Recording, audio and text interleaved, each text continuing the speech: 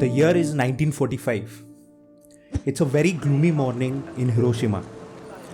People are going about their day. Some are preparing to go to work in their factories. Children are preparing to go to school. Since the Second World War had begun, people they were obliged to perform some tasks that the government wanted them to do, or else they would be arrested by the Toko or the secret police. In those days, Japan had an air raid warning system. When the planes were known to be approaching, these sirens went off to warn the public of the incoming planes.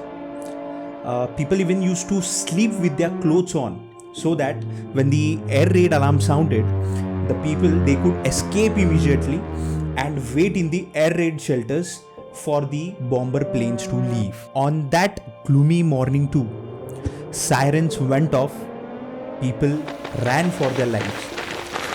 But little did they knew that this time there was no escaping. The United States drops an atom bomb on Hiroshima, killing thousands of Japanese citizens. 3 hours later, another one is dropped in Nagasaki. A catastrophe unseen in human civilization until now.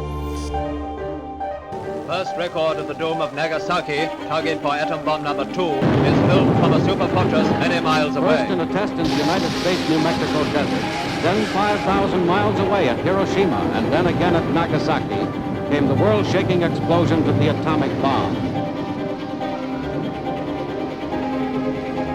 Beneath that sinister pall of smoke, the world's most destructive force has been unleashed.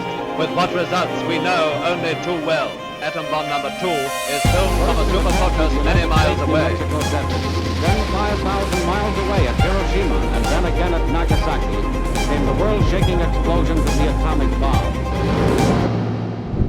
In 2011, there was a poll conducted in Japan in which around 85% of the Japanese people, they viewed the United States with a very favorable lens. 85%. I think even American citizens won't be looking so much favorably towards their own government. Even after this attack, 70 years later, the United States and Japan, they both are close social and political allies. Biden told Japanese Prime Minister Fumio Kishida that the United States is fully, thoroughly, completely committed to Japan's defense. Well, one of the reasons is the global situation after the Second World War. A cataclysmic event had taken place, and Japan, it could not escape its consequences. At the time of the war, Japan was ruled by Emperor Showa. His policies, they had increased the country's military power, but at the cost of increased hardships to the common people, which eventually led to a financial crisis. Now, at the end of the war, their economy was in ruins, and from 1945 to Japan's independence in 1952, the United States, it occupied Japan under the command of General MacArthur. America's #1 soldier, General Douglas MacArthur, celebrates his 70th birthday in Tokyo. The uncrowned Emperor of Tokyo, General MacArthur, has given Japan a touch of the American way of life. For the first 3 years, the aim of the Americans, it was to make sure that the Japanese could never start a war again. They were forbidden to have armed forces and were given a democratic constitution. The emperor was allowed to remain on the throne, but as a purely symbolic figure. Japan was to be a constitutional monarchy. People who played leading roles in the war, they were removed and they were executed too.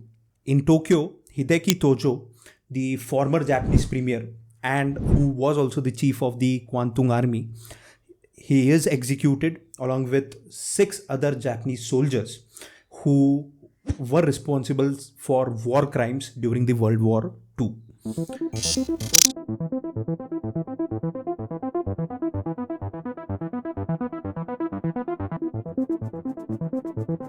Americans at this stage, they were not concerned about restoring the Japanese economy.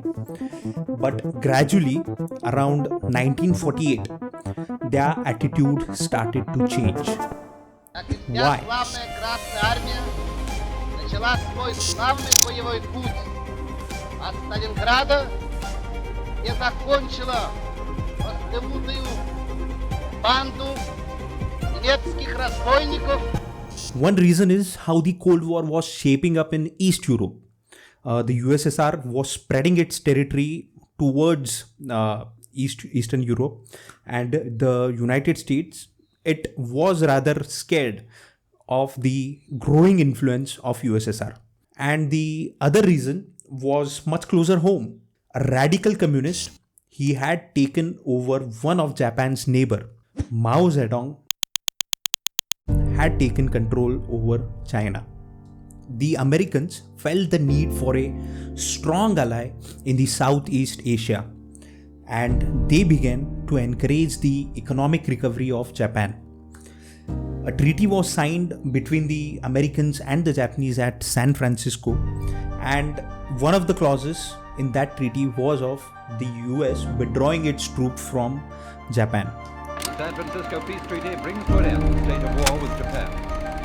In the War Memorial Building, Mr. Schumann for France adds, so the Japanese Peace Treaty is signed, allowing a former enemy to win her way back to full partnership in the councils of world peace.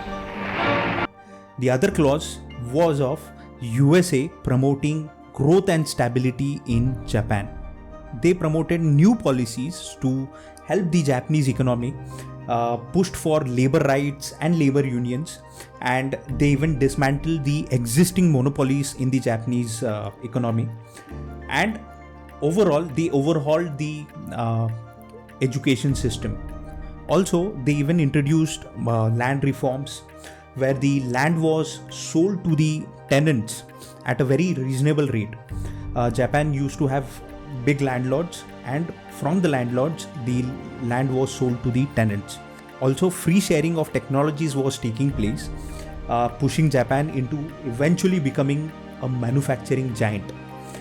Also, Japanese goods, they were allowed into the American market on very favorable terms. And they even introduced democracy and a new constitution, letting the Japanese people hold elections for the first time. And with a series of stable governments coupled with American involvement in post-war Japan, with their strong financial support, it launched the country into one of the biggest economic recoveries of all time. Today, Japan has the third largest economy and is the fifth largest exporter in the world. The US has been Japan's strongest economic partner, and US has enjoyed consuming Japan's exports, particularly cars and electronics. All these efforts have led to a close and complementary relationship between these two countries. So there you have it, why Japan does not hate America. Thanks for watching, stay tuned, and we will be back with some more interesting explainers.